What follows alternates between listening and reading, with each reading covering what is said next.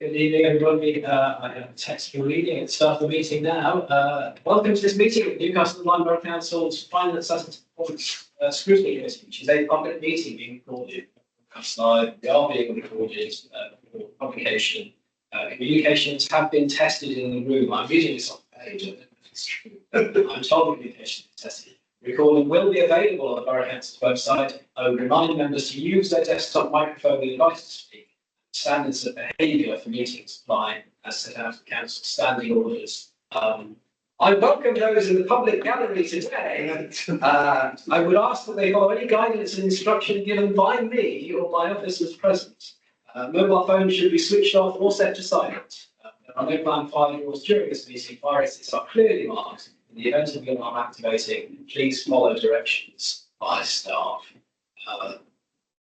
We'll get on then with the agenda. Item number 1, as always, is apologies for absence, and I do have a large number of these. So the apologies I've had so far are Councillor Lewis, substituted by Councillor Jones. Welcome, Councillor Jones. Councillor Lawley, absently substituted by Councillor Fox-Hewitt. Councillor Crocky, substituted by Councillor Grocock. Councillor Parker, substituted by Councillor Chris, who is not in this place. Sure, will be Councillor Beckley Smith and Councillor Waring. Are there any other? I don't think there can be any more apologies, but are there? Does anyone else like to apologise? No. I would like to, under this item, thank Amy for chairing the last meeting of this committee. I was absent at the beginning of it, and I was arrived late. That being the end of the apologies, then item number 2 is declarations of interest. Does anybody have any declarations?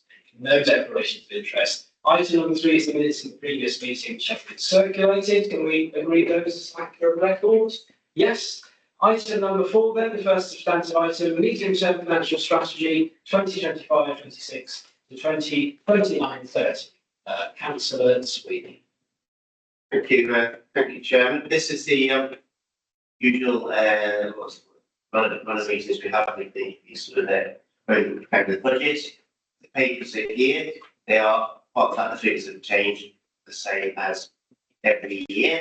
There will be a figure on here showing we need to save 1.429 million this next year and 5.251 million over the 5-year period. There will also be a list of the calendar of events when this process starts.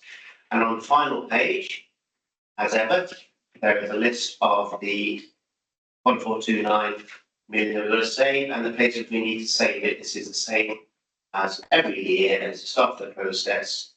And I'll take any questions. Councillor Sweeney, I'll open it up then to councillors. Any comments or questions for either Councillor Sweeney or our officer? Councillor Stubbs. We'll give way for the councillors. Just going through the appendix A. So the 127,000 utilities. I understand that obviously the energy crisis obviously caused by the Ukraine war, but that was 2 years ago. Why are we still building in? Because these are additional costs, I believe. Why are we still building in such huge amounts to cover these costs? Yeah, no problem. So we are still experiencing higher prices than pre. In addition to that, we are also experiencing additional usage. Over at J2, we've had an issue with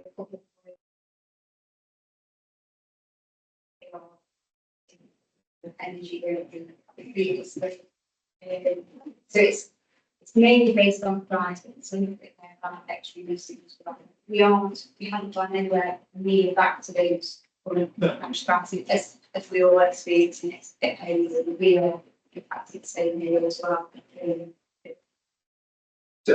Future. I don't have the MTFS from last year. I suspect without looking will have had a huge increase. This is a second huge increase. Okay. Is there any of the accountants and the recruitment will leave it where it is, but is there any thought that at some point we're going to be able to put back some of these budgets in the future years, or is this, or we thinking this is the way it's going to be? Hopefully, in respect of our sustainable strategy, we all kind of know our assets more environmentally friendly. We should hope to see that some of these energy prices will come down in the work we are doing on the assets. Unfortunately, we're not kind of seeing a huge reduction in any of our energy prices at the moment, but the work that we're going to do on the sustainability side, hope to see that yes, we can start to reduce some of these energy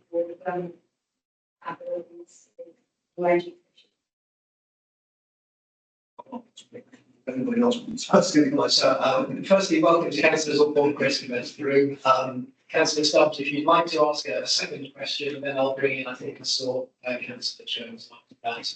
They will obviously like to speak. It's up to you. Go, yes, thank you, Jim.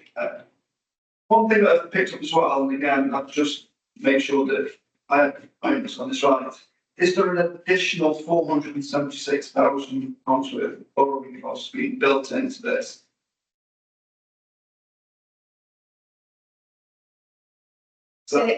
So obviously the 228,000 at the end, towards the end of the MTFS, that's in addition to what we've already got, is it not? So very quickly adding those figures up, there's an extra sort of nearly £500,000 going added into borrowing costs. Both that. Yeah, so this relates to all the regeneration projects. So assuming that later this month we will get some business case information back from Capital Cemetery in respect of the Borough. Should they all get agreed and signed off, then we will be doing borrowing costs obviously related to those projects. If you recall the business model is that we will fund up front, we will build, redevelop, and then we will sell once that is completed for either a non-comfortable make the build, so whichever is the highest. So that kind of covers those. Obviously within there we've also got future principal costs as well. So we are seeing at the moment, for example, waste vehicle. Three years ago, we paid about £167,000 for the marketing. We are now paying about £228,000 for the marketing. That's how much the shift is in the. So we need to reflect that obviously when we from that now. But the majority of that is to do with regeneration. Just to come back on that then, so this is a new MTFS, but the MTFS last time did have all the projects in it. There's no, I take your point that some of that may well be ones, for example. Are there new projects that have been added to this MTFS? Does that mean if that's the case, there's additional borrowing costs that we weren't aware of 12 months ago? So the borrowing costs that were previously in the MTFS related to the Newcastle and Lyme site, but not those other projects, because we don't put any borrowing costs into our capital program until we are sure we are doing that project. And we are not sure that we are doing those projects at the moment. And until we get the financial information back on those developments, and until we actually do a large due diligence work, then we can say, yeah, okay, that's a project that we're being able to, that's when it goes to the capital program, that's when it's living. So you're right in the fleet replacement program, there are some costs in there for that already. However, the example I've just given, those vehicle costs have shifted over the last 12 months. So we need to reflect those increasing prices as well. Councillor Jones. Thank you, Chair. I noticed in the MTFS, one of the additional pressures is the payment. Again, budgeted for 3.5%. I feel like a bit of a broken record. So I've raised this now. This will be the third year in a row that I've raised that every year our budget for pay awards falls greatly below what is actually awarded. Can I ask what the strategy is in continually lowballing potential pay award in the budget compared to the knowledge that over the last 3 years we've grossly under budgeted? I think certainly last year, I would agree, yes, we did expect to have an average of 6% increase when we built it 4%, so we were 2% drift there. When we actually formulate the anything investment, we do sit on the statutory accountants board. So all the statutory councils kind of come together and we discuss our budget assumptions moving forward. We have lots of discussions around pay awards. We have discussions with West Midlands employees, nationally what is happening. We take all that information and we use that as a inflationary rise. So that's where the three policies come from. Understanding we're not alone. Bureau authorities are also assumed and 3.5% increase.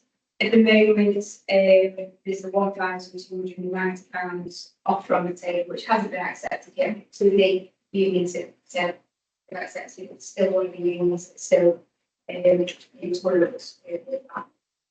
So there's £111 extra pressure compared to what we've put in, what we achieved at 3.5% compared to the 1,200. So just say 4% of the alternative service. So we weren't a million miles away, and that hasn't been accepted yet. And I appreciate that could still go up, but we can only go off the information that we are getting as we are getting nationally to employees. So that's what we use to basically. Thank you, Chair. I appreciate that we are part of a wider body that's got it wrong 3 years in a row. I think now going forward, how are we going to avoid making this 4 years in a row?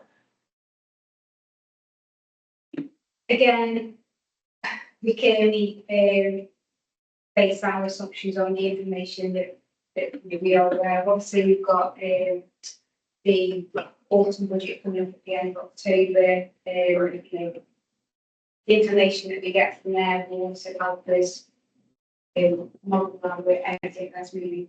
That's not just a one stream, but over the age, some a little bit more about it. Really have something we can look at. You don't have the luxury of finding so we did that back in that way time in real terms. So we try to model as best as we can, and yeah, we don't really think that's certainly since payments changed, like it's changed. People living in payments and obviously that's reflected in the payments as well. So. Thank you. I think to be clear, I do remember that question being asked in previous years, and I do remember the answer being this is part of a wider benchmarking forecasting exercise that takes place within local government. Inflation is lower than it was in previous years, but of course there is a new government that may have a different attitude to public sector pay, certainly for local governments and maybe for others as well. Does the portfolio holder have anything to add to our officers told us? No, I think if the 151 officer says they sit down together, they're not those in statutory. Decide what they think a realistic figure is. I'm prepared to accept what they think. So because they get advice every time, I think it's a genuine assumption they all make. And we all know how pessimistic it can be as well. So I think they make that figure up sensibly. Thank you, Councillor Box, you, it's actually next on my list. Thanks, Chair. The risk assessment on capital reserves that's referred to 2.10, when can members expect to receive that? So we, as part of the budget assessment process, this report is that, as Stephen said, it's kind of the budget assessment process. So this is our starting point. We have vision support, let's say the next 4 weeks, services, and during that time, once I take the information from the sales director regarding the efficiency for actions and savings, then I will work through the risk assessment. So the December meeting, 5th of December, is where I will have to put that into the some sales to them. So that was really Thank you very much. Are there any further questions from members? Councillor Stubbs. Thank you, Chair. The portfolio on the place, but there's £100,000 built into restructuring costs.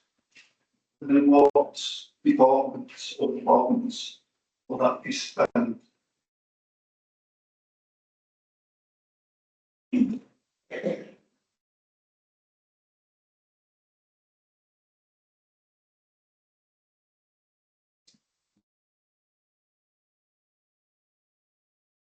There's will be a potential additional resource requirements, something that's going to have the final details of it now. I think that's Can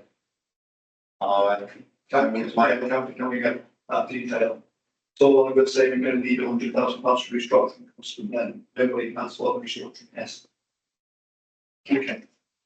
And maybe to square the circle a little bit as well. The report basically says that the councillors on a journey to become self-sufficient. To say becoming self-sufficient to develop a strong and growing tax base. Was that dependent on the number of houses in the local plan? And that's probably a much wider question. And making the best use of resources. Given that, how can we then justify a pressure of another 100,000 on income? So we are almost forecasting the income's going to drop by 100,000 per year. And yet on the front page, the first paragraph, we say that we're going to build that income and we're dependent on that to become self-sufficient. That's circles and square at all. So this report is as I said, this is the starting point for us. We have areas where we know we need to readjust the budget. So car parking, for example, that's changed hugely in the last 2-3 years as a result of COVID. So people's going back to people's payments, shopping online, not actually in the past we haven't been able to afford to just correct that all in one go. So if you look back over the last sort of years, you'll see that those income has been like an inflection to realign those to where they should be. In respect of becoming self-sufficient, as you said, and income increases, there are some areas of services that there's some changes that are going on as it's in the changing that is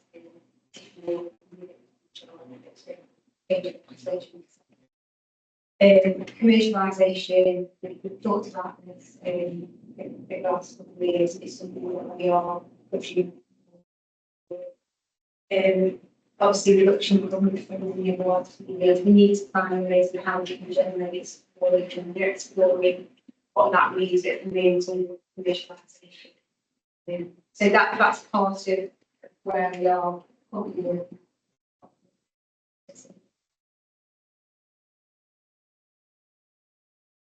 So opposite of that answer, I would just say to Councillor Stubbs as well, we do have an item on the agenda later on, an updating profession strategy. No, that is the way in which the council intends, which the administration would like to increase our income and make strategic use of our assets. Did you have a follow-up? Yeah, rhetorical chair. If we are aware that in the short term or medium term, that car parking income, therefore car parking space requirements are lessening due to the cultural change, why don't we just spend money to come from a brand new car park? I don't believe that's a question for our office. That's why we may address that to the education as a rhetorical question. I'll leave it unanswered. Are there any other questions on your list, Councillor Stubbs? No. And will anybody else like to ask Councillor Fox? Thank you, Chair. So, just one for the portfolio holder. I noticed the budget shortfall funding that the next 12 months is just shy of 1.5 million. After that, there's 5.25 million after the next election and beyond. Could the portfolio just give us a summary of where that 80% of the funding gap in the MTEP is anticipated?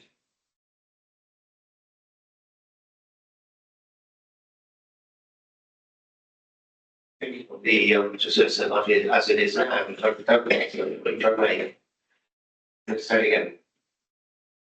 So if we say there's a total 6.7, 6.8 million in a funding gap over the term of the MTFS, obviously only a very small percentage, sort of 20% of that is over the next 12 months. The rest of it is after the next 12 months. Can you just explain where that funding gap, how that's made up and where it's come from? Not being a sort of say unfortunate to that, no, I probably can't. On all the years I've been on this council, it's a long time now, and these sort of things have come every time. We've never had, I don't think anyway, time the council like this have had enough money. We've had to make savings all the time and we'll continue making those savings. But there's particular points will be in 5 years' time, I don't know, we'll see it in time. The figures are here, the amount of money we need to say. I'd say anything in this town. So the 5.2 million that in total, that's over the current 5-year period. So that includes the 1.4 million that leaves 5.25, 26.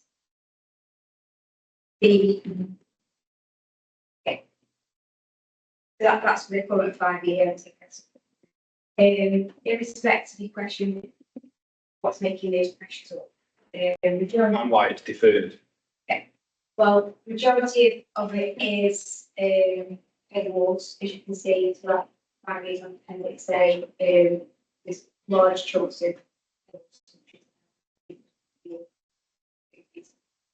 we also have business rate protection resets. So this is something that has been discussed, has been discussed for the last 3 years, and yes, it has been deferred. We are assuming, we need to assume that if the current business rates potentially changes, then we will potentially have a gap of 5 million now. So we are starting to put a pressure in 500 million in the next 3 years, sorry. So that should it change, we don't have a hole in the we can contain income on basis rates at the moment, but if that changes, we'll be able to retain too much. So we need to be able to put pressure in to cover that gap if it happens. If it is a bit come 30th of October, we get some more information from the autumn budget, and that isn't the case, then we can also reflect this. But the only information we have, we need to be start and building up to be able to cover that gap. So they're the two big elements. Yeah, thank you for some more detail on that. So, is it a mixture of anticipated savings through the efficiency board and reserves that we're expecting to make that gap, close that gap if it's needed?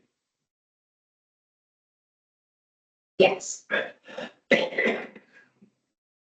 And of course, the chance wave a magic wand on the 30th of October. By the time we meet again in December, it will be clear whether or not those forecast pressures are going to materialise or whether there will be different things that we need to account for. So this document will be updated, and I think it's what Holly said. Over the MTFS period, we're always crystal ball gazing, but over the period of the financial year which we're in every year that I'm council, we've started with the gap. I'm supposed to see it by the end of the year. I'm not sure if there's anything older tonight that suggests that this financial year we're going to do it. Councillor Swing. Yeah, just personally, that's not true, really. I might be Try and ask questions. I might be wrong, but are you suggesting we get rid of the 5 million in one go or something like that? I might be wrong with something. I might be wrong with what you're saying. That's how we suggest. Well, the members don't have to answer questions.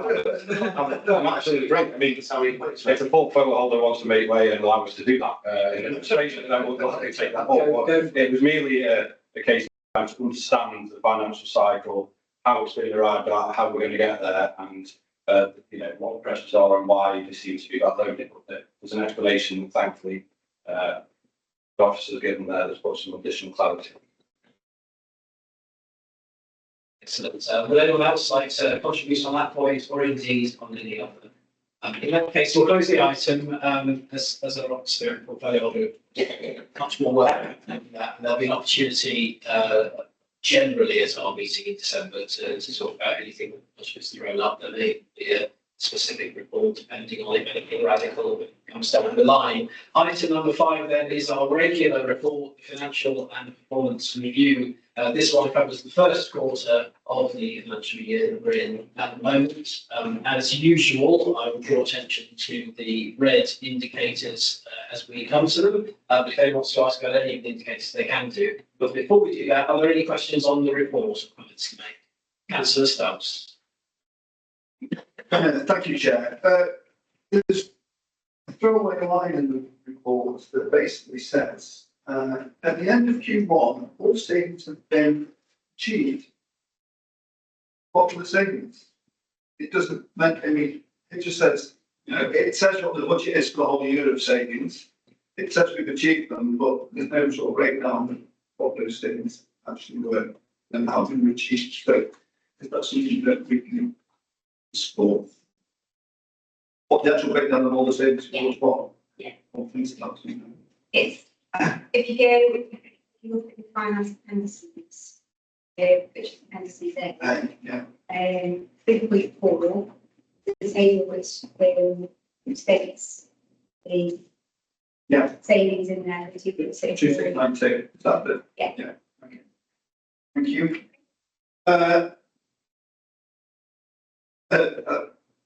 It's been very negative, but actually I just wanted to say actually how well the budget control on the capital and major projects, you know, to be on the allocated 4,000 over a multi-million pound project. That's fantastic. So keep pass on my thanks to the project team on that. That's really good stuff.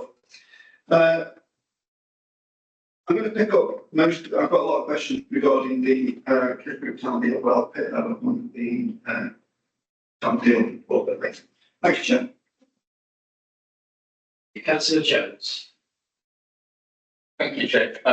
My question is to the portfolio holder. Under issues and 3.3, we have the action flagged as an amber on Wallace Quarry odour problem.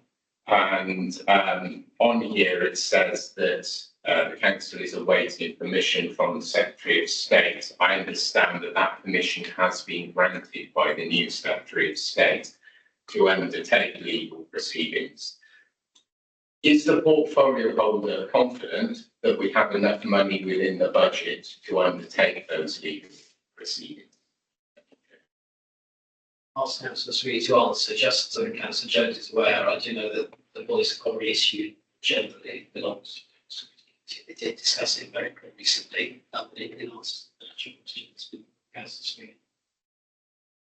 Yes, sir. Okay. Is there a follow-up to that or anything further? In that case, we'll look at the indicators. Chair, one very quick question. Go ahead. From a point of view of capital concepts, we're supposed to, if we know or we have a solid belief that we're going to receive minimum more cost, we're supposed to put it into the accounts. I noticed for the investments, sort of having our cake and eating it, we've not had in the budget any income from interest payments. Are we going to do that again?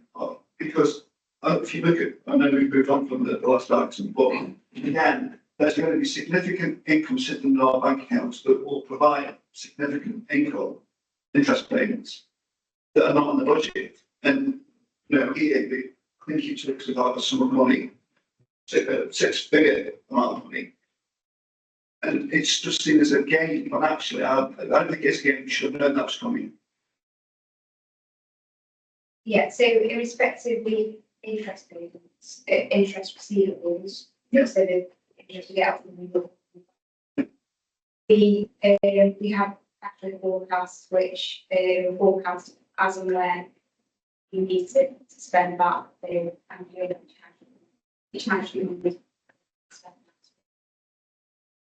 Which, as I said earlier, we've got some information coming few days, the next week, from the Capital Secretary, detailing those projects that we've been spending that, you know. So that's why you won't see any interest receivable in the evidence. We are moving forward, obviously, to meet those projects as well. So it's spending the money that we've got and I accept that, but over the last 2 years, we've almost been saved via those interest payments.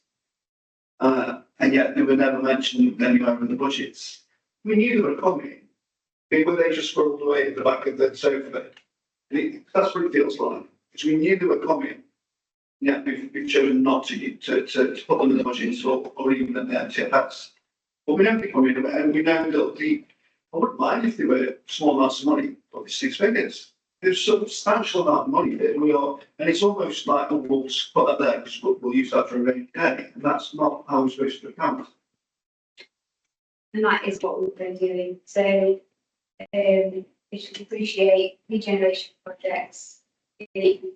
Sometimes we quickly, sometimes we slowly. You know, we had a plan of when certain aspects of capital spend will be spent.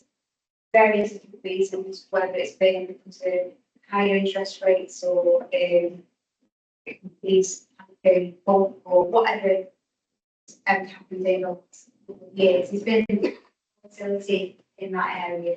So that's why we haven't, it isn't a case of, you know, we assume that we are going to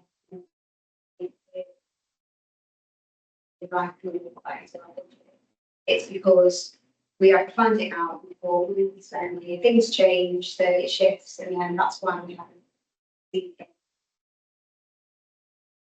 It's just circumstances that have changed. Don't get me wrong, I'm not saying for certain it's not an important.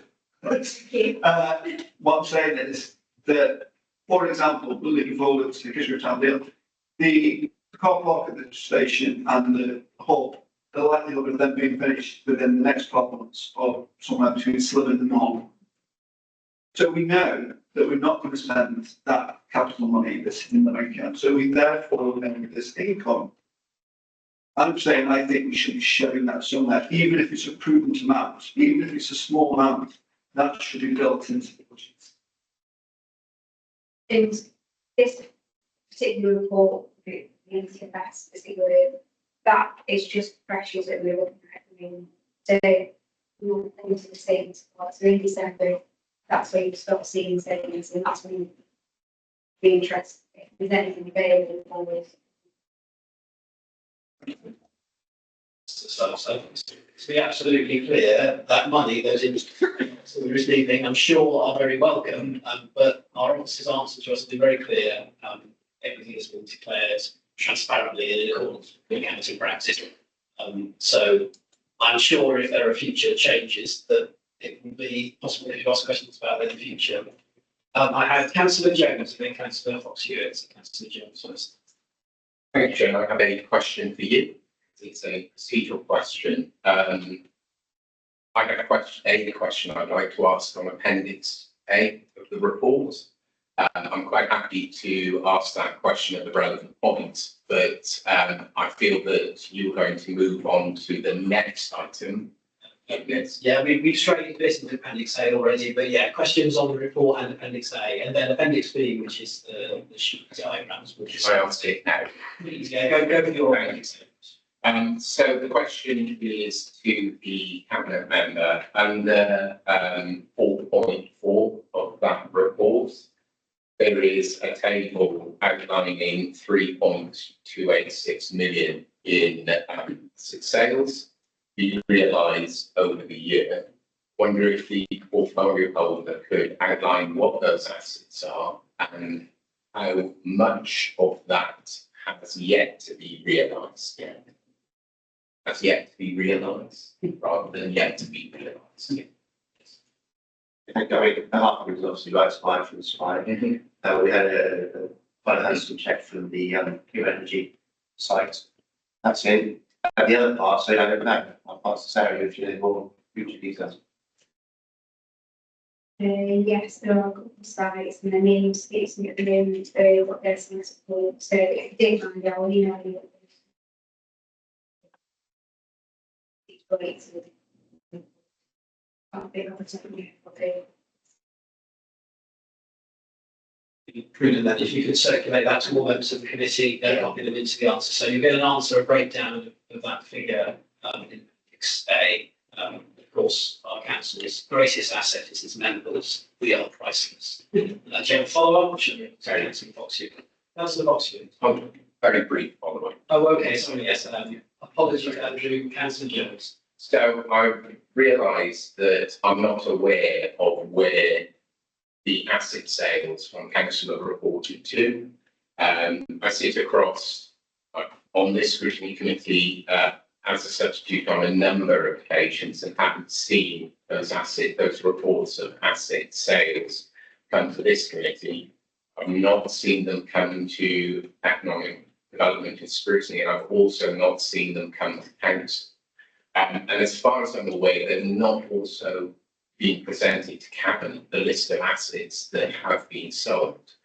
So I wonder if the cabinet member can point me to where this information comes to members. I think one point to make is that there's summary of the expected income as opposed to the realised income. What's this look into the future again? I would imagine car parks, sites. I don't know, so anything. There will be a figure, company can go here to justify this cheaper service, I think, absolutely sure. I think your question is about previous sales or sales that will happen in the future, where does that come in?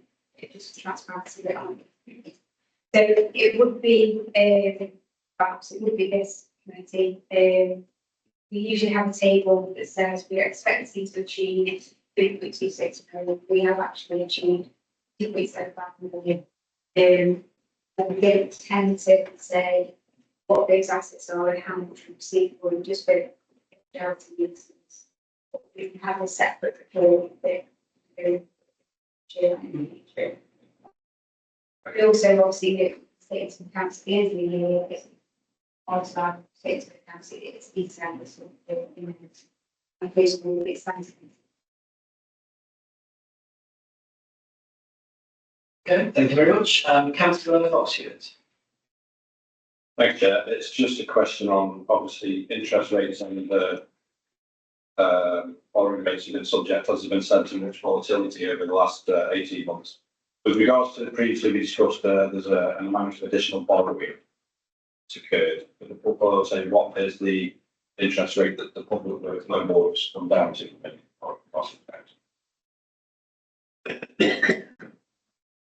Very good. So the unpost some later on in the meeting. On the exact figure off the top of that, I don't know. One of the reasons that we put some money because we haven't actually borrowed any money yet. So we thought we were going to borrow, so we thought we were going to pay interest, and we've not. That's not our sort of streams of money that we interest. You know, that's what figure. Just for the budget purposes and what we've got in here at the moment, we're taking the fluid approach. We've gone with higher borrowing anyways, so we're close to 5%.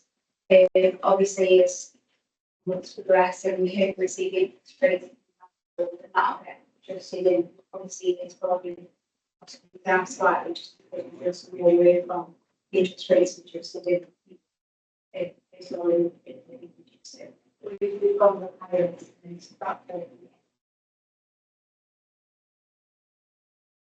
So on the previous mentioned, I think it was 400 and something thousand borrowing. Are we going to take that in one go, or are we going to stage that in when the interest rates plateau?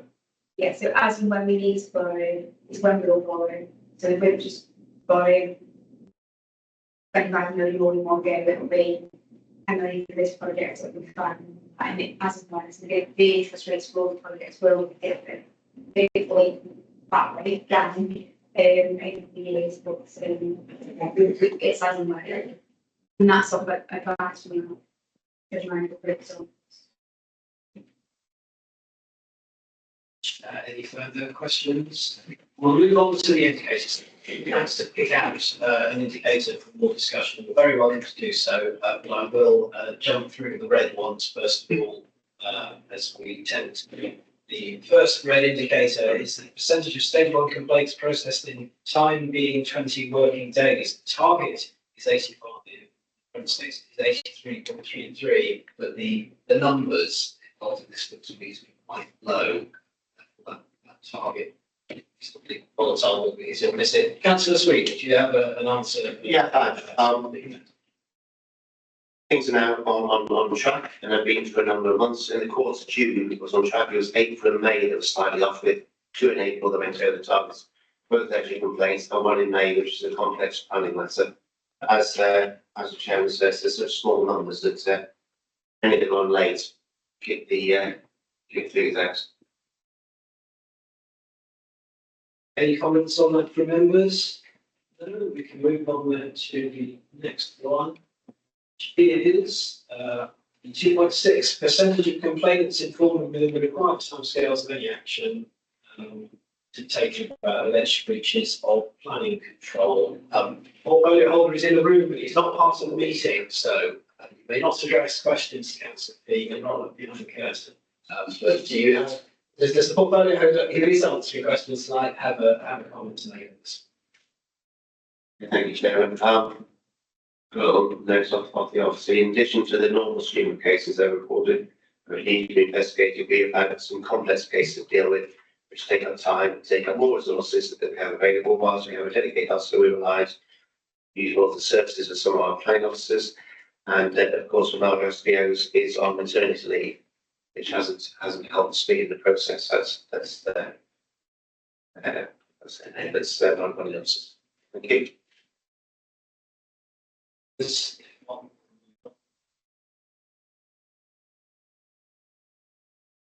it's so good at meeting our targets. There's a lot of scrolling involved here. So I'm now arrived at its priority 4. Now there is a big red box on the front page of this one, and that's partly because some of the indicators are missing. So we would normally be seeing some numbers here that we're not seeing, and in addition to addressing the one indicator that is off target, could I ask our portfolio holder to give us a commentary on this? Yeah, I do the I've got up the page, probably easier. The store occupancy at the moment, we've obviously taken the stores away. The figures are better than perhaps they should be. And then when the temporary stores go out, like on Sunday during that, they're still working on the best way to do this. It's going to be fair and not a sort of fiddle figure by ourselves. So we're working on that. That's why it's not on that. But it will be. The next one up is transgender footfall. We will allow information that's off the bid. They're very sort of getting those to pick up phone signals or something to give us the figure, and they haven't done so. We're late on that. And the last one is car parking usage. Now, this I think putting it red when it's 83,600 and the target was 85,000. I think it's a bit harsh. There's a number of reasons. I think usually we shop for a while. That wouldn't have helped. But also all the building works in the town centre, specifically on the Sky building and the multi-storey car park, I've all got a lot of white vans and cars parked for the day. Now this figure isn't money, this figure is tickets bought. So if you buy your transit, you pay 1 ticket for the day, council gets some money every day, it doesn't get, transit van goes in an hour, another car comes in, car just comes out, goes, another car comes in, and so on and so forth. So it might have 3 or 4 or 5 tickets on that one day, whereas in fact we've got a car parked all day or a van parked all day. So I think that's a valid point. We have got a new parking policy to be driven on at the moment, and there'll be a certain reduction in our carbon as we well know. But I think that's a reasonable reason, and I'm quite happy to support it. Councillor Brookout. Thank you, Chair. Just a quick observation, obviously, about data not provided by bid. So it's some negative of this, but keep on looking at the bid system. We've been about this for 15 months, I think, trying to get the bid according to the economy of place to get a report. Just thinking, when are we going to get any kind of statistics out of them to actually get this kind of information that we need? Of course, not only to put information in or come to meetings, obviously going to be really information. Interesting question, councillor I think that's great, but you've been really charitable saying it's 15 months. I think it's a number of years. But of course, a bit of an independent company, and they can choose to come and engage with us. There's not an awful lot we can do. Now, fortunately, the leaders now on the board, and I imagine there'll be pretty pressure on them. I have absolutely no idea when they'll come. It's a good news story. It's a chance to promote themselves. I'm sat in this room now with, not the bid manager now, but the one before, and she was excellent. And she gave a really good story of what the bid were doing. I mean, I've no idea when they're going to come. Don't know. And as she came, she did, was I know you, and it's a really good presentation. Everywhere I go, that's really good, it is. But for reasons unknown to me, they weren't good bits. follow-up. No, councillor Stubbs. In that field, I should say. I mean, probably not the senior partner. Be the senior business within that structure. We must be. We own more land than anybody else. We must put more into it than anybody else. Yes, I understand it's an independent body, but actually, we're the senior partner in that body. There must be ways of putting, and like I said, I'm glad to hear that leaders need to bring stuff on the board there, because that needs to be sorted. Like you've said yourself, this isn't something that's been going on for months, it's been going on for years. Right, that's fine. So as a subject, you and me are exactly different on this. I've just got no idea whether they come and promote themselves to us. Probably are the biggest paid to the bid. I have just got no idea. They're not going to be shamed off. You know, they're there, they're doing the job. I don't. I think from my perspective as somebody conducting scrutiny on this, separate from whether or not we feel it attracting positive council, if those figures continue to be missing from our reports, it's very difficult for us to hold our team accountable for driving equally in the town centre and making those numbers look good if numbers don't exist. Yeah, I don't want to be. And so I don't think this sounds very ultimately know these things. This one is I'm glad to know a bit, not a bit, but I have absolutely no idea when they're going to tell us what a good job they're doing, because I was that might come to us. In that case, hopefully we'll see positive figures, actual figures on our next quarterly report. Do our officers have anything to add?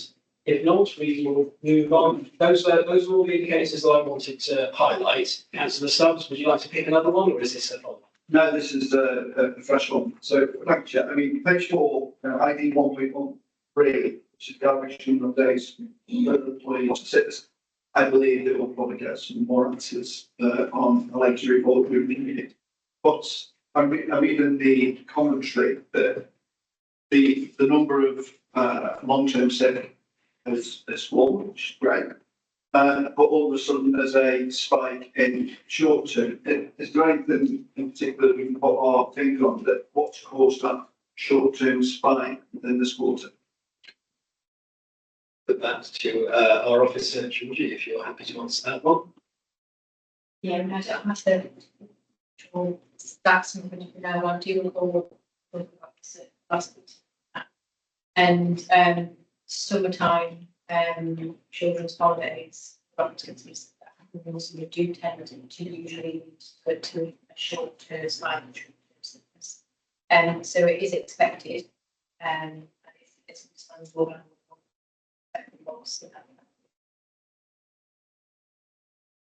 Again, don't be cynical in sporting events, etc. sometimes.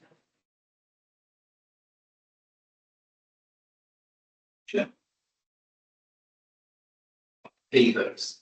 The young speaker, yes. That's just me. Yeah, thanks. I think what I worry is that for many years this figure's been read, and the fact that it's coming down and staying down, I think is it's an improvement. I think I could always go further, I think it's it's a good start.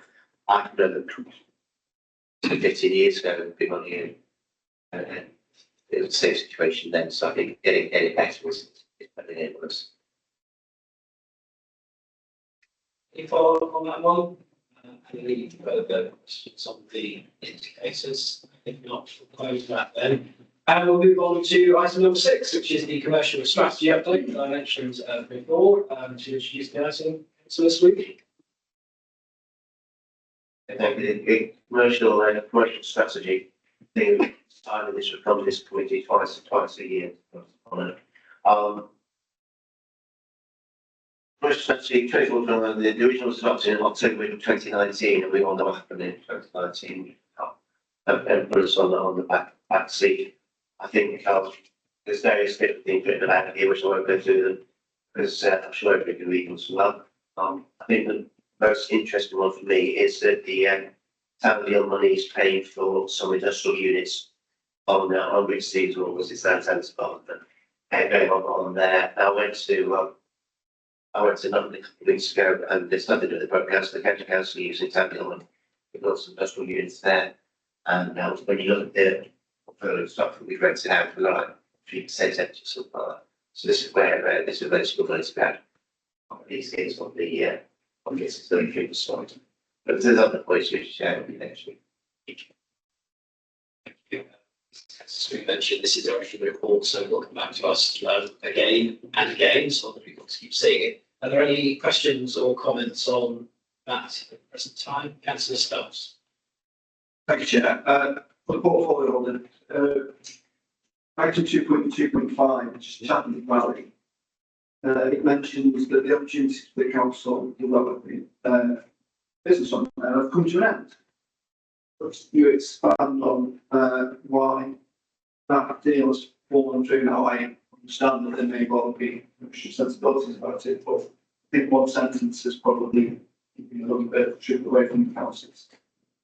Not really. It's we're a capitalist society. People, if people don't want to build on there, they won't. As long as they build in Newcastle, I'm pretty happy really. It's an enterprise zone as well as it's Chatham Valley. So joint with the county council would have first absolutely money any business rates from there. So they go elsewhere in the borough, and we actually gain by. So I've got no particular issue. It's up to Harrods to rent the space out to sell the space whatever they want. I can't believe they're building things and not expecting to. Excellent. I'm not sure what we can talk about in this, so I mean I'll take guidance from officers, but I believe this is the building that was purpose built for that one entity to come and deliver. It was a while, I seem to remember. Now, is that building still going to be built and so forth? Is that just going to be a very expensive empty building that's going to sit on, or will it not be built now? Will that affect the costings for Chatham Valley? I think for fairness, as long as we don't mention the end user, even if we think we know that person or that entity, we're fine to discuss it. If there was anything that our officers advised that was commercially confidential, we'll start to shout it away. It will be possible for a future meeting under closed sessions to discuss issues. But on that basis, we can have a shout again. Councillor Sweet.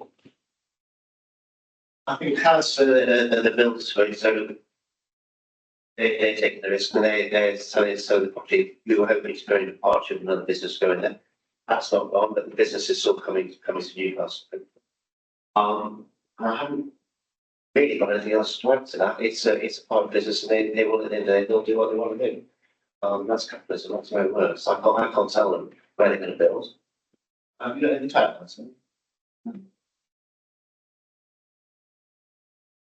think that's probably as far as we'll get today. I think the other thing It's the only comment I'd make to that then. If we're going to build that, that's going to be a very expensive building that sits there empty. And I hope that if it is, that it looks very much like they're going to hopefully do somewhere else in Newcastle, that we move over to that land, because it would be ridiculous to build something that actually would be incredibly difficult to populate. this one particular organisation chooses to go someone else? Yeah, I think, I think it's legal, I don't think they have, I don't think we're gonna build it. If that end user is there, we're gonna build it. It's a house to build. Yeah, we might build it somewhere else. That's the story, but the idea that we're gonna build a big shed on it there. We're gonna use it, it's just But elderly share, yeah, very expensive share. absolutely, yeah, but we're not, yeah, we haven't really used what they put on the. I'm saying that, so I'm right, yeah. Excellent. We'll have to leave that there, I think. What was I going to say? I think I was going to say that yes, it's the service director I might have more useful answers for you on that kind of stuff. If you want to take it up with our officers on an individual basis, because I understand it's a concern. Being located in Chatterley Valley, it's a concern to people in the Kidsborough area representatives. Councillor Fox, you want to say? Yes, thank you for that. I was going to ask a similar question to Councillor Stubbs, but the question now is, how much have we committed to that project? Are we out of pocket? And is there any mechanism to include funding on council expenditure, consultancy costs, plan drawings, exploratory works, etc.? It's a shame to say that Deputy Chief Executive on the advance answer to the question. You've got an answer to that, Tim. I think the money that was spent so far is sort of the it should be infrastructure bit, so it's the ways you lead it up to the actual site, and that's it. It wasn't anything that that's anything in the building that we're not. So it's site preparation, safe access to the site, So no design costs we've not spent. no, we get that on. An answer to reassurance. If you wanted something more specific, you could ask for a written answer from the portfolio on the support of the Deputy Chief Executive. I welcome that, Chair. I think it's incumbent on us to make sure that when we're committing funds, we've got safeguards, that it's not just money down the drain from whatever. Would you be happy to provide a slightly longer written answer, Councillor Sweeney? Yes. By the mere motion of the Deputy Leader, Yes, an answer will appear. yeah. They want to know what the finances are on the thing that we might be building, which we have. Yeah, we have to do it. And I understand that it's a perfectly fair thing to probe you into and get an answer. If it generates anything that is of concern, it's very welcome. Any further questions or comments as we are here? Councillor Fox. Yes, thanks, Chair. It's on 2.1, actually, on issues about the commercial waste, and obviously, just wondering, it's more a comment rather than an actual question.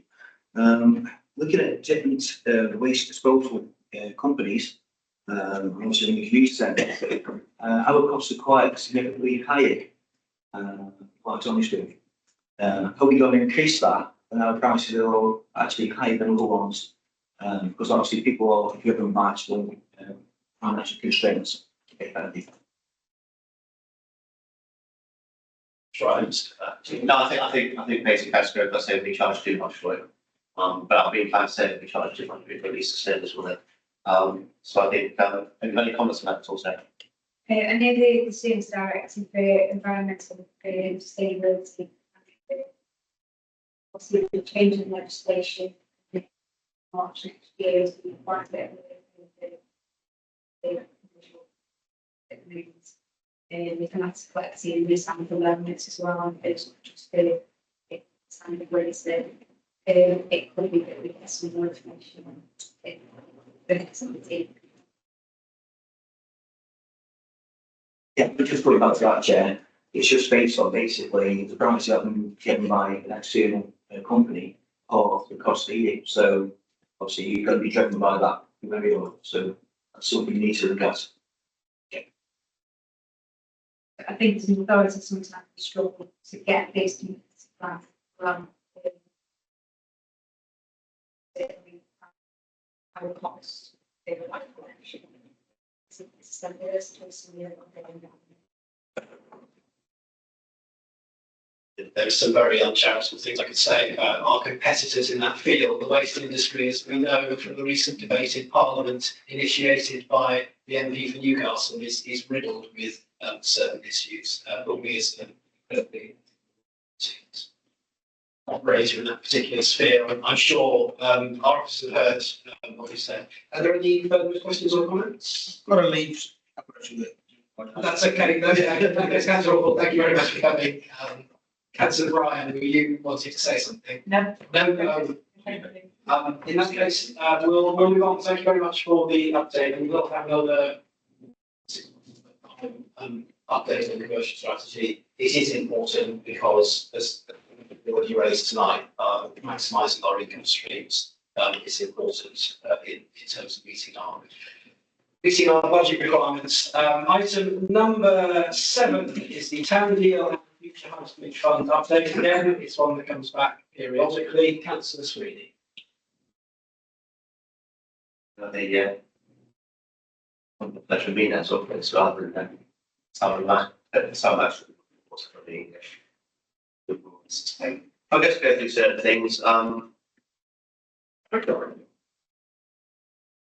Your place starts to strip out the inside of it, the car parks. If you go around there, you can see that's really coming up there. I walk around there with the deputy exec and the leader, and it's very well run site. So I was highly impressed by it. It's very interesting the way they build the car parks now. They don't build them with ramps going from one level to another. Like on the midway, there's awful corners you can smash your car against. The whole floor is the ramps you go. It's it's unrealised, but it's very well done. Start the planning on that. There's a map on this. It might not be desperately clear to people what everything is. This is on page 57. Left-hand block is obviously the multi-storey car park. There's a long thin line. That is that's the spire. The 3 little blocks to the right of that is more a spire. The upside down L on the right hand side is McCarthy's stone. That's residential stuff. The long thin thing with a white line down the middle of it, that's something for Capital Century to come up with plan as well. We'll see what they've got. But yeah, it'll be interesting. Everything that Capital Century do is interesting. And the L shape at the bottom of L Street, Corporation Street, that's going to be the hotel. Midway car park is, I always think, and I always say this, I'll say it as many times as I like, quite the most exciting thing on this whole programme, really. They're basically going to, as I said, it describes the hang guards of Babylon. Been look at it. With all the greenery hanging down the walls. They'll rip the centre of it out, so it's a big wide atrium in the middle. They'll build around it. I absolutely can't wait to see what they come up with. And I think it's a model that we will find every other council who's got these 1960s, 70s copy of the sausages will think we can do that to us. So I think this would be a real leader in the industry. As for our centres already under running, as we know. Manchester, that went through last week, so we had the London Community Hall went through, and planning for Chesterton housing. It sounds like I'm surprised to you that talks about these units that Town Hill Fund is going to pay for it, which I would have absolutely no problem letting out. Walking Side Division has coming back now in summer 2025. Stable travel. Now there's new bus route being thought of in the X25. It sounds like Fireball, doesn't it? The X25 from Newcastle to Peel and back and forward. And that's coming in. And there's also a run K bus or something, which is going to go from Peel, back the street, along through Silver, turn left, go down past Swabby, up to the A34, up towards Chesterton, take the left there, go back down through Chesterton, and take the A34 up in reverse with the street. I think that's in conjunction with the county. I think that's got all the industrial working places outlined there, things like that. I think it'd be really interesting to see if people take it. Digital Society is the market, Keele in town, which I think, again, I'm always down like this. I think getting Keele University into the town centre is a massive thing for this. I think very, very welcome for EV charging points on the new car park. digital infrastructure is still going through. Gives me a town deal. We talked about the, not the unit to talk about. Gives me a train station works, I'm sure we'll get questions on that. Now, pathway shared service hub, that's still being looked at, we've got plans for that, and that's about it, and I'm quite happy now to take any question of this rather whistle stop. So what I would like to say is the High Street and Wonders money, which is £865,000 left, is probably will be one of the first authorities in the country to get this money through the door and get being spent on doing things. But yeah, I'll take any questions and see what happens. Thank you very much for the enthusiastic introduction, Councillor Scrutiny. Even better than the Deputy Chief Executive would manage himself, I'm sure. I seem to remember that riding the K bus used to be a euphemism for abusing horse traffic license, but I'm glad to see that in future we will all, in the future, possibly be able to do that. I did see Councillor Fox Hewitt first of all. I know that Councillor Stubbs may well have questions about his group, but Councillor Fox Hewitt first. Much obliged, Chair. I hope that the excitement over the Midway hanging on Babylon is more successful than the Garden Bridge that was invested in by Boris Johnson. Just a quick one. I think there's an error on 2.33. It says the Canal and Road Trust. I think that should be a bit of a traffic function. The question is on 2.13, which is the car park. Going for freely. Have the fees, the parking charges, been set? I can't believe that with this programme line only a matter of weeks before completion and opening, and that they haven't been. Unless I've missed them, I've not seen those set charges, and I know they have been requested or discussed a number of times. Can you provide an update on it? I'll have to go through the fees and charges eventually sometime, but hopefully it's going to open in November. So there'll be some sort of vision that, yeah, the fees have been agreed. I'll say what else on it, but they've been agreed. It'll be marginally more expensive than other car parks in the town, but very marginally, like 10 pence, and that's it. Extra thing. But a fee car park in the town centre with all the electric places right there in the car park, for the sake going to. I never got a Midway car park. I don't know why I've been told. I think it's a dangerous car park. I think the walls are too narrow, the junctions refused, and I don't like it at all. Whereas this would be a right airy asset to the town, I believe. No car parks in the town, particularly national. We say with other authorities, but I think this one will be eye-catching when it's done. Thank you for that question and for the answer. I'm sure we're all looking forward to this shiny. Excited by it. Excited, absolutely. Rest to hear tonight that you've been heard. Are there any other questions, Councillor Stubbs, assuming the Kings Grove town deal ability? I've been removed from not just question. Sorry, 2.3.2 is just a train station works. Is there only, I know it's probably more an economic question, I understand that, but at the same time, considering the report, is there any update with regard to whether or not there is any progress? And the second part of that question is, it talks about suggestions that HS2 cancellations will result in funds being transferred to this issue. Are there any documents that actually guarantee that, or is that just a line in a report that actually has no basis at all? Because when I did a review of information request, well, they said there was nothing in their budget in addition to what they've already got. So can I just ask for fully audit if that's why that's in the report when actually never failed saying that there's no additional funds available from the HS2 savings? Yeah, I think this is stuff, and the answer is I don't know. But we can find that. Unless you also. Yeah. The question is, where's that line come from? Yes. I think, and can you give us an update if any progress has been made, because it doesn't look like you haven't used that station last week. Yeah, I mean, I think the update is this, but the HS2 thing, no, I haven't got that's come from that. Well, that's on the list. And we'll obtain an answer on that. Yes. Insofar as I'm aware, the previous government having cancelled HS2 released a series of documents under the heading network law, and also separately announced a series or a capacity tendering process actually for the Scrutiny railways project in various phases. The incoming government, the new government, I think, again, we may be corrected, I think committed to everything that was under the network law, so it was already fully funded by money released from cancellation of HS2, those commitments are being honoured.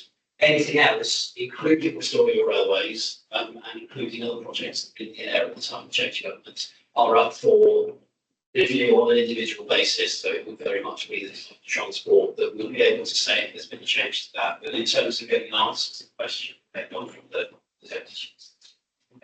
I'm just thinking, Chair, you're absolutely right, but questions shouldn't be put in laws. It's either factual or it's not. It's actually finance reform.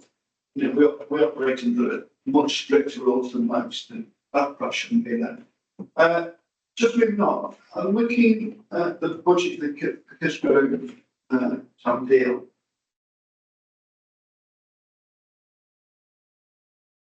So, project management, for the sake of argument, is that consultancy costs within the envelope of the Newcastle town deal? Right. Okay, so very rough numbers. 79% of the consultancy fees, give or take 0.1 or 2 here or there, have been spent. And yet only 39% of the projects spent have been made.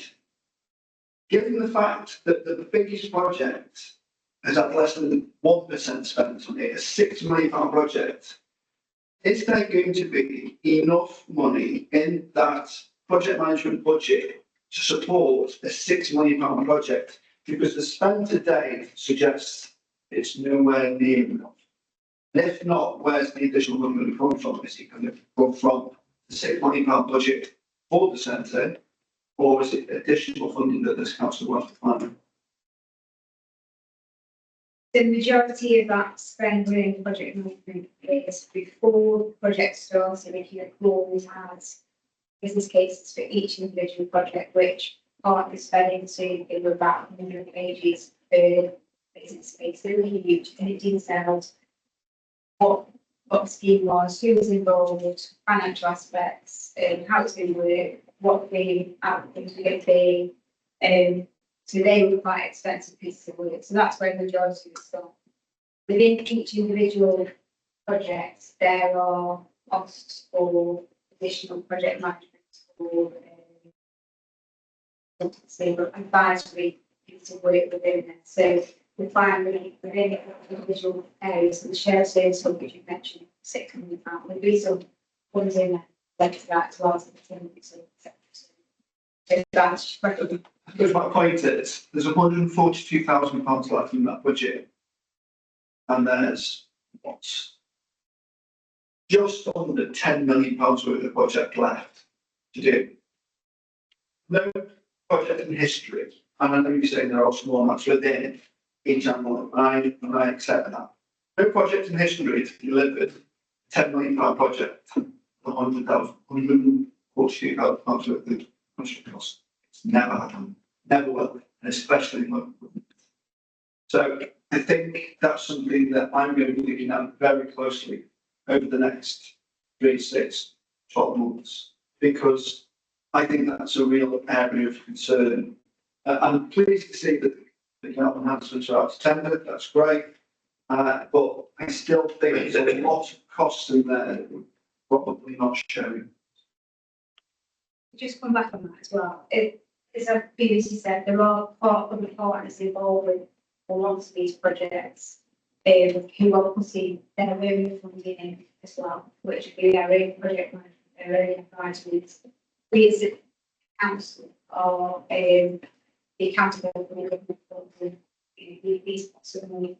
So, like I said, the majority of that spend, that £670,000, was spent on those business cases initially to reduce those projects. And So, sorry, I mean, are we suggesting that? And it's fine. that we front loaded our management costs. That, No, but, yeah, no, not, I'm saying that as part of that funding that we had, so this were 16.9 million, was an element of funding which was for us to build up these to that, projects. yeah, I and, understand that, yeah. you know, support them. So that's where the majority of that project management had gone to.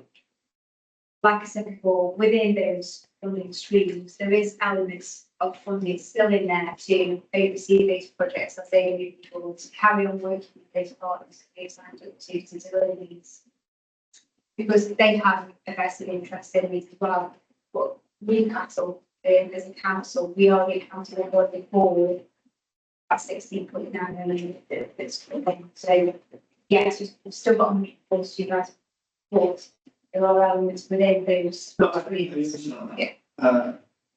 And if actually, joking aside, that 670 was really just to set up the projects in the first place, then actually it's almost a bit of a saving. Right, that's fine. But it doesn't read like it in the report, and just showed it that way. Says, well, okay, we spent 528,670, and we still got a £6 million project, fairly, or spent what's spending on it. And I don't think it will for at least 12 months. I'm wrong, and I really hope I'm wrong. And there's a lot of work that still needs to be done on the Borough station. That's almost hit buffer. And at some point, that's going to cost money to buy. And I mean legal. I don't mean anything else. So that's additional cost, and that might not be on that 142,000, but it's just something that I'm very aware of, and I will keep sort of badgering that over the next, when this report. Thank you, Chair. I think our officers and our portfolio holder are on notice. There is, I'll give you my spin on it, particularly as regards its growth. But looking at the others, let's, for example, take the spend that's taken place on the charge fees fund. The money came in, the money's gone out the door.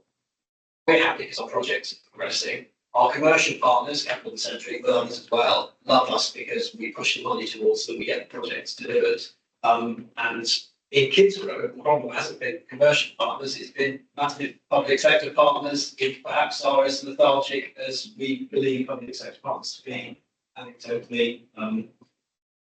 I understand that there's concern there, but I think we've shown as a solid record the money that we're responsible for is all in there, and we've had an answer very clear from our officers of mine as regards to the project management costs associated with the Kidsborough town deal. But in terms of the other stuff that's being spent, do councillors have any other questions to ask that we could usefully put either to the portfolio holder or to the deputy executive who's not here tonight?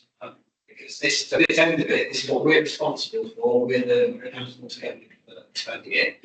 Does not include what other partners are spending potentially on project management. I don't think there's a way of amending this report to include that extent, so I think it's management cost. Okay, everyone looks absolutely enthused as they were at the start of this item, but I'm very sure that we made progress on and there's some future meetings will do. If only every government would be so generous. Item number 8 then is the special items. Chance to speak. Item number 8 is a report that was requested previously. It relates to turnover of staff. Do you want to introduce that as a council swing, or should we pass it over to? No, I don't think. I think you introduced it for me, Stephen, as well. So yeah, pass over to John. So, as Chair described, this report looks in a bit more detail about the reasons for turnover in Newcastle. What I'd like to do is I'll just set the report in the context of the wider picture in the UK. So since this report was written, the CIPD have now published a benchmarking report around turnover more generally, and that's both across the UK, but also looking at different sectors. So the overall average in the UK turnover rates for organisations, and this is the group between January 22, it's slightly out I've been so very much 34%. In the public sector and defence sectors, they put those two together, the average was 21. Although we are above our own percent turnover rates in terms of what we, as a council percent wish to see. I don't think we are necessarily any different or any worse than the comparable organisations. We also invest in time and effort in terms of information to fully finish that system that will only August going forward. So that's where different councils have been there, their own information and those rounds happen between October and October every year. So at the moment, the councils are all doing information. So not all of that information is available yet. But when I looked on that portal last week, the districts within our region were all showing very similar to ours. The median, and again, it's slightly different kind of time period. So our figures for that period were showing as 8.73 resignations only, so not looking at those dismissals, the other reasons leaving. And the districts in the region were. So again, very similar. I mean, not all councils have no information like that, but that just sets a bit of text. I think the other point to notice is the world of work is changing and that continues to change after COVID. So focus on great resignations, a lot of people networks showed it. Now we're seeing different generations coming into workplace expectations for employees and are much more willing to sign for certain employer and move on back quickly. I think that's particularly relevant when you look at the report and see that those resignations are primarily that we're basically not in those sort of entry level roles, the customer front officers, some of the waste and driving roles, those sorts. So that's just the context behind some of these figures that we're seeing. I'll work on the assumption that you have a more full read the report, so I'm necessarily going through in detail, but more than happy to. Thank you very much for the introduction and for providing the report detail which was requested. It's very welcome. Do our members have anything they would like to say? Councillor Fox, you. Yes, thank you. So, through the questions and thought power, really, there's a 10% turnover target. You know, from support council last year, when we requested some figures, that the workforce has seen a reduction, shrinking by some 14% since 2018. Anyway, and we've now got the staff turnover rate at 15%. So, do you think have we got the council, have we got an issue with recruitment and retention? And secondly, have we got the capacity within council to deliver those services that council expects? Yeah, you've got the people and services that people expect. As the first part of the question, I think to the HR question, so I'll pass over to Jordan. Switch up. Could you just find the figures you're referring to? The 10% turnover target. Yeah.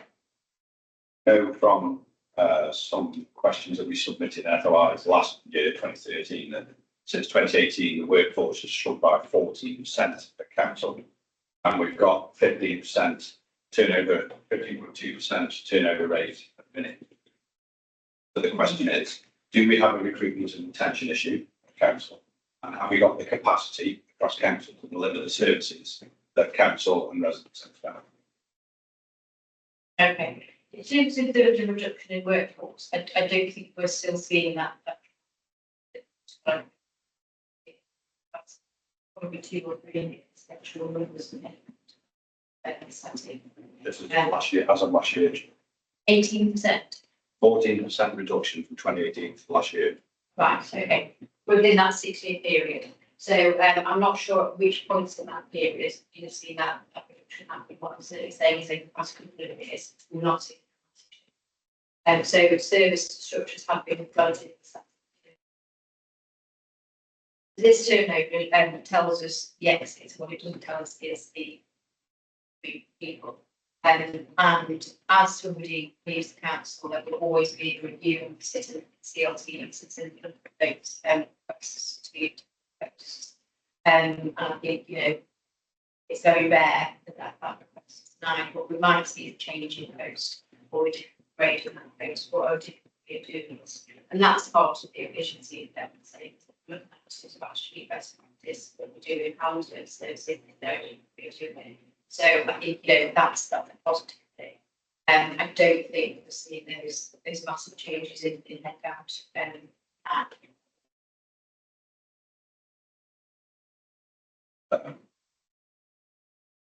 like to take the positivity on that, because I do know that the vacancy rate KPI is also negative. So bearing in mind you're saying that we're not seeing the income and staff figures, we're only seeing that rate. What is the total vacancy control rate of council?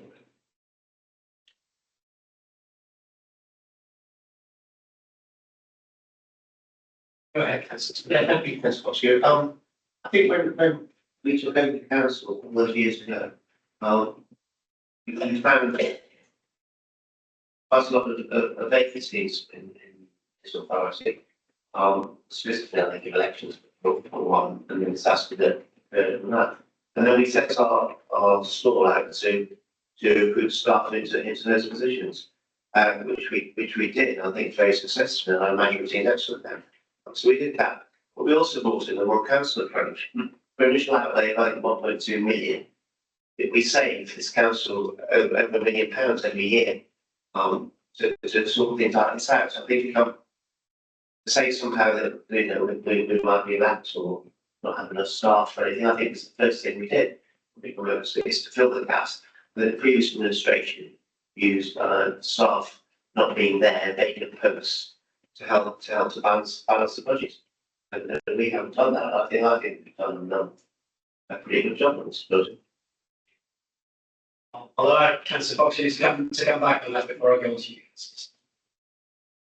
Thank you. I'd just respond by saying, I'm not sure how you think the vacancies, why there's a 14% reduction in overall workforce establishments during the period which you took office to now.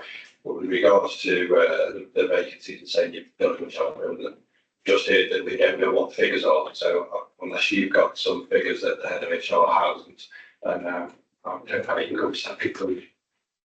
Well, we've done the performance bonuses. I know a lot of money went out of the representatives staffing to one council process, and if anything, the KPIs got better. I think there's a different way of doing things, and just doing something because it's always been done like that is a moves disaster person. I think we took the bull by the horns and changed things to the better. And I'm not aware of any great gaps of service, any gaps of services really. So that's what we're trying to build up to. I'm really asking the back to some questions is what I'm doing. I'm really asking questions around workforce.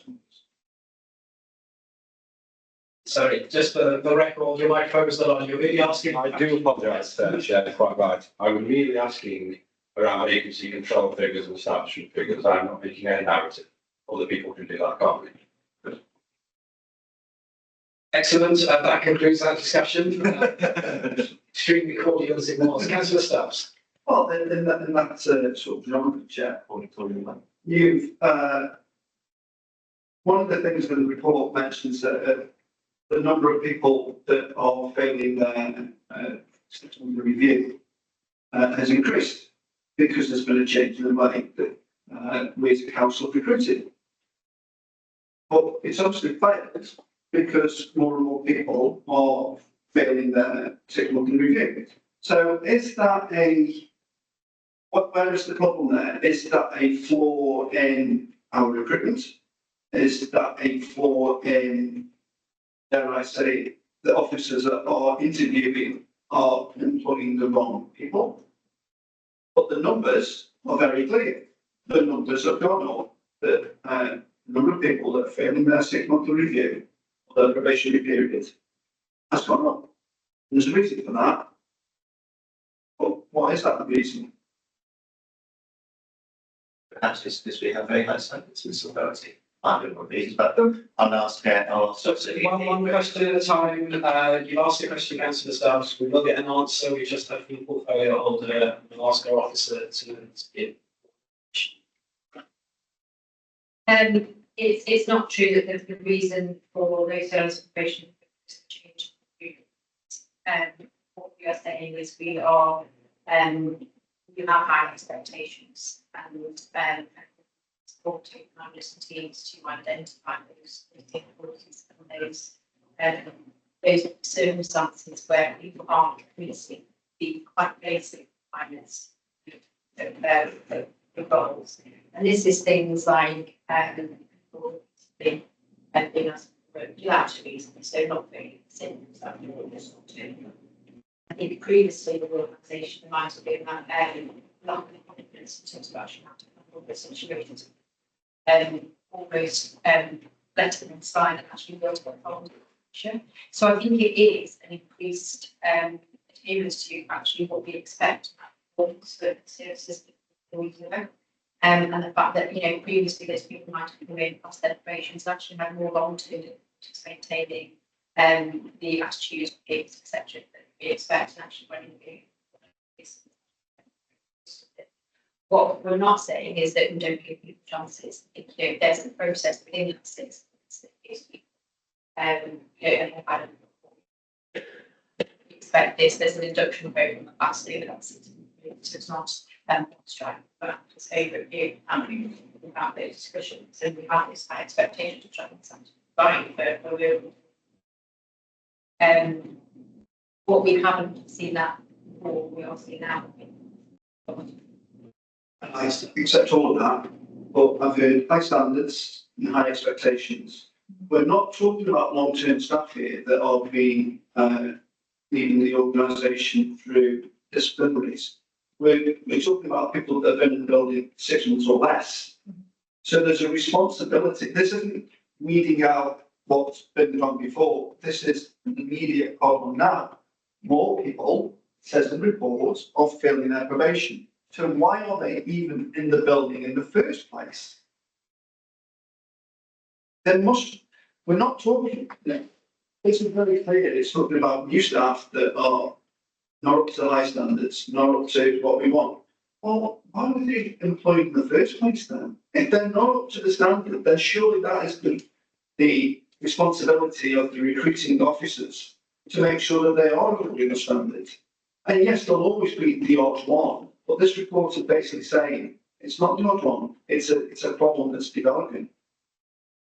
Nobody's answered that question yet, because we're talking about there are high standards, great, but then the high standard stops on day one, -1 when they are recruited. It seems that the high standards aren't in recruitment. Okay, I will ask our officers to give response to that. But Councillor Stubbs, you're pinning an awful lot on a single line of running text. It's not data we're looking at. We're looking at a single line that is then justified in a paragraph in the report. That being said, will our officer care to have anything in response? Yes, so our recruitment processes are robust, but no recruitment process in the future. We look at numerous aspects of students, career history, skill set. We take up references, we take up DVSs where it's appropriate to do so. So those processes are robust and they are designed to be. They are not always going to be perfect. Actually, you can't always pull out something that's due to it from the process. And it's always, bringing somebody into the organisation to investment and any investment.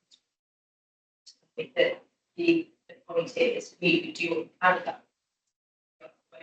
Mistakes that are or any mistakes that are probably going forward. I think the reason we're probably seeing more at the moment is over the period of the last 6 months or so, we took on a number of fixed term visuals or to change how we work in ways particularly. And this was to change some of our strategy around agency workers. So these individuals came in cohort there. So I think the figures there will be a bit skewed, but a bunch of people at once. And actually we then not move to be seeing that change in numbers. I wouldn't say those proposals are. Yeah.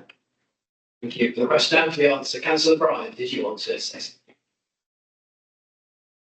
Thank you, Jack. I was going to have a question to the councillor Stubbs, but I think he might have about me. He finished the post. But I was going to ask her about the exact same topic, but maybe in a slightly softer way.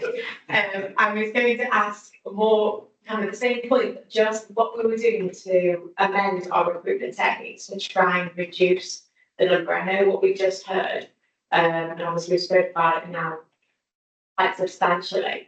But is there anything different that we're taking out of it as a learning technique to try and prevent it? This figure being this way again. Yeah, so moving forward, we've got a number of different elements to our recruitment process, and that will be different depending on what role it is. Support managers to do that with different levels of might ask for different trusted engagement in the recruitment stage, interviews, presentations, scenario-based exercises, etc. So there's a bank of different tools we can use. We can share with managers. One of those tools, which I think we need to develop from people who look at values-based recruitment. This is where you're not looking necessarily some of these skills or competences, or actually trying to get under the skin. What motivates you? What drives you to do work? What values do you hold true in your personal life and to your working life?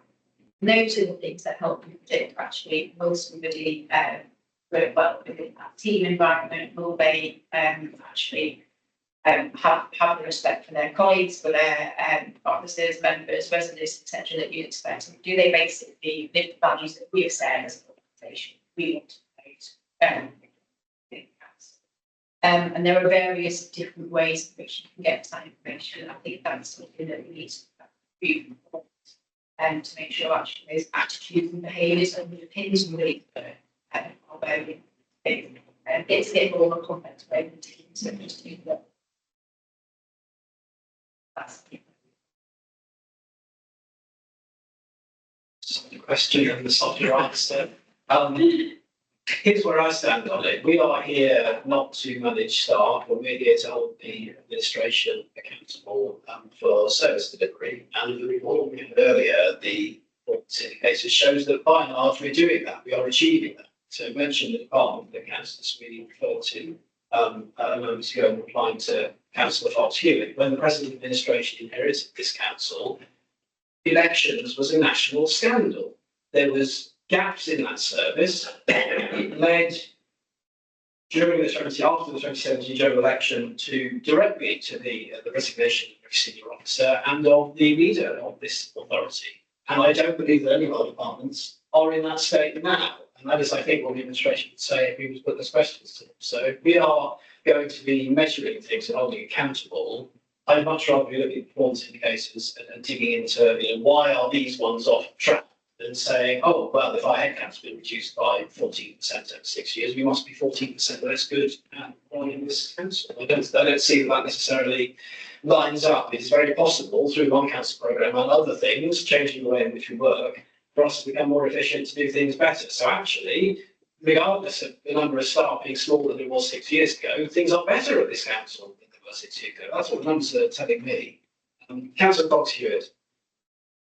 I'm very grateful for you indulging me just to comment on that, but that's a very simplistic, naive approach because what you haven't done there is, of course, take into account, for example, staff sickness that we spoke about tonight. If there are less people doing greater workload or more diverse workload, is that impacting on stress, mental health, anxiety, and is that the real driver behind sickness? So I would not take such a simplistic view on numbers in that context.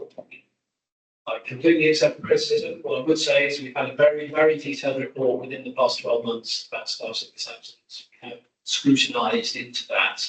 And those are not the conclusions that I drew from what we've already seen.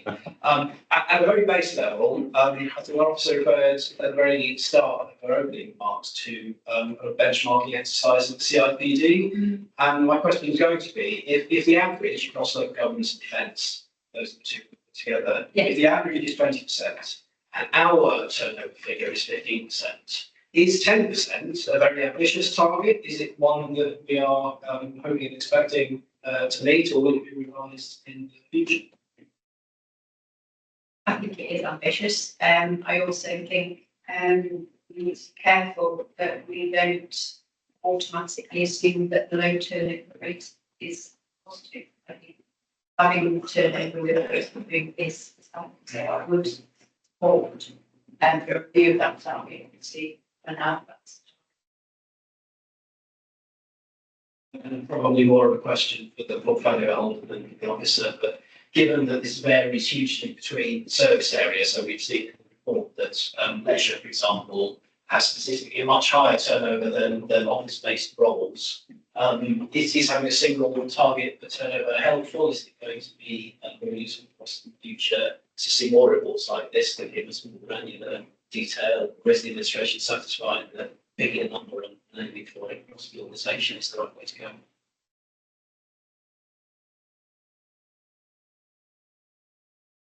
That's an interesting point, yes, because it is the high numbers, but I'll take the way to discuss that point with you. And so I don't mean to be antagonistic. I'm very fortunate with the administration myself, but I know the committee, for example, would accept that actually, if you were to take the turnover rate at the Nutter Lane depot and the turnover rate in this building, they'd be very different, and the turnover rate at Jubilee too. These are different things that we're measuring. We might find that our numbers look better, we might find they're worse. That's something to go away with, and we'll come back to it next. So, are there any other questions or comments on the report before we wrap up? Again, grateful thanks to officers for having produced it the last week. Councillor Grove. Yes, thanks, Chair. Just a quick one. I was going to put forward, look at the 10%. Noticing retirement was 24% on the late quarter. Going forward, have we got a kind of plan or basis on kind of replacement for that? GDPR got his heads. But obviously, is that a kind of trend that may happen over the next 4 years?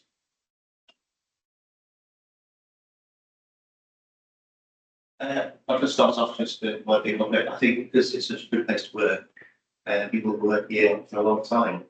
I'm not sure what it is, but I'd like to update you very full details. It's something that we obviously need to take account of our workforce planning. So as you say, we cannot specify ask people to retire, and that's absolutely right, and as it should be. But through regular conversations, I think managers do get a sense of somebody intends to retire. So there's always a fair idea of when people want to accept that in so you have no expectations of that. Think about career progression, career aspirations, what comes next, are a healthy after a working life. So there's always a bit of an idea. Yes, it's not, holding people to account on it, but it's an idea. And the very demographics of our organisation and of the service will also give that idea. So as different service directors, business managers plan their services for the future, they need to take that into account and they think about actually how we bring in who will be progressing and growing in their development to a point actually when if there might be movements they're able to step up. It's part of our strategy around growing and development. So to that end, we're looking at increasing our use of apprentices, but also apprentices, and that's not just for university, but really starting positions. It's actually development in post to take the next step. And then those discussions happen very it's happening a lot of conversations. Then the advantages of this organisation are we should have those conversations from this regularly about where you want to go, really immense. And we also, when we're looking at our structures in terms of when we have these discussions with people who are on the independence surprise, what can we do actually to make the structure more robust, more resilient, actually make the structure reflect our intention to move. So there's a sort of operational structural part of it, but also there's conversations there. But I think it's that's what AG work and that understanding that people will need us something that a lot of councils are aware of.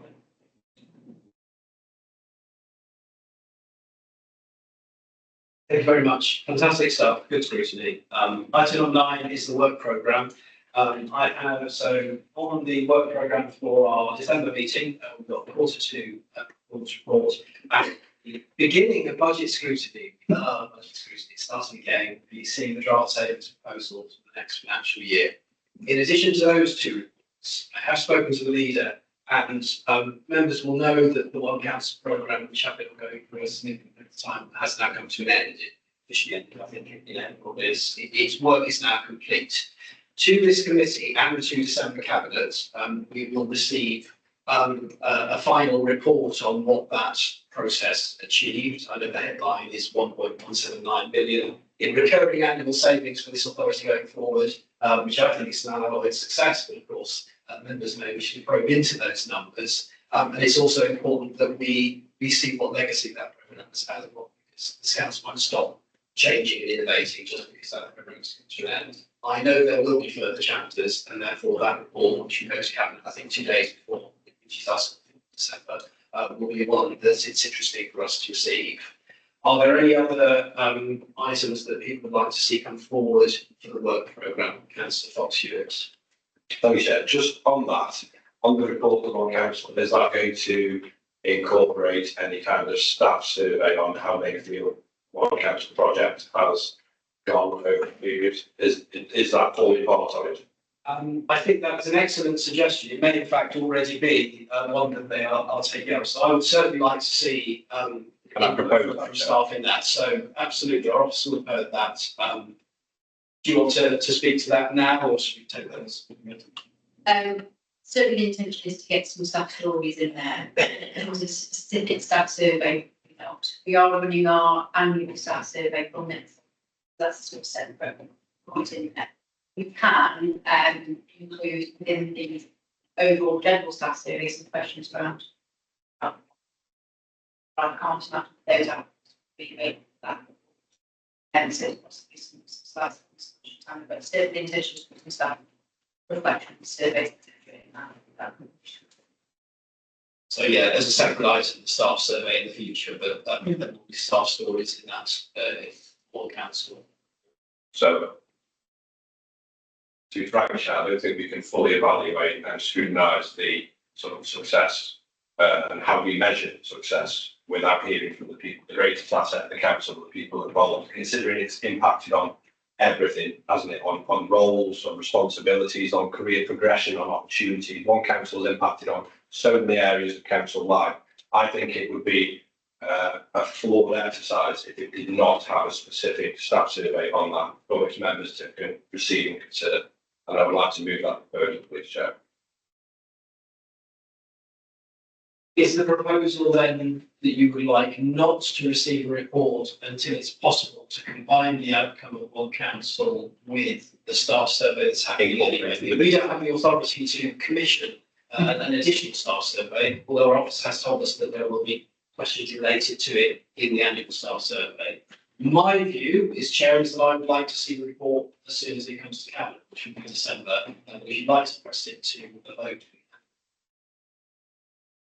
I would really, Chair, because I don't think anyone, including the officers that have put all that time into it, managers, nor the committee, would want to be accused of a fake company report. So I think having that transparency and input would be an excellent demonstration of the true scrutiny process of that project.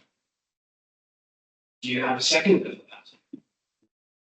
Councillor Jones, would you like to speak to it? Yeah, Chair, I would like to second that. I'm very nervous about asking staff for reflections because it's not quantitative, and you can select reflections that best fit what you'd like to portray.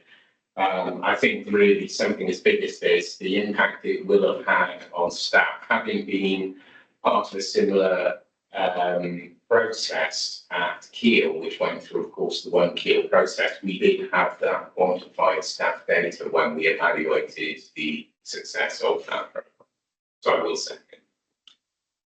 Are there any other speakers? I don't wish to speak out to debate. If no one else wants to speak, can I see votes in favour of delaying that report and combining it with the staff survey for completeness? The reasons given.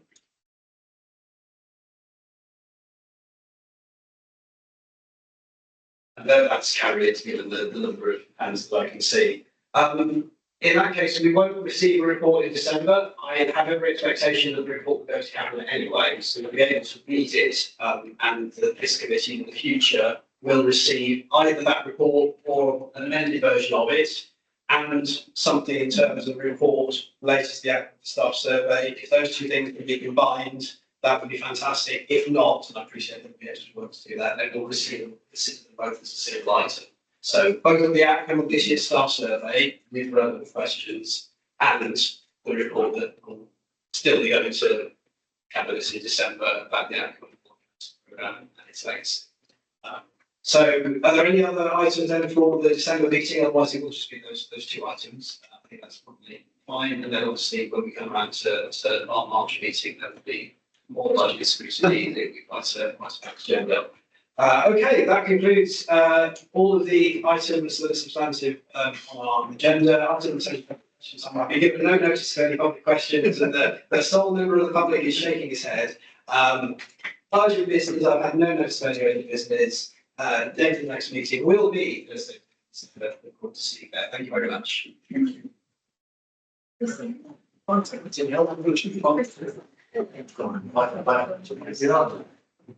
you.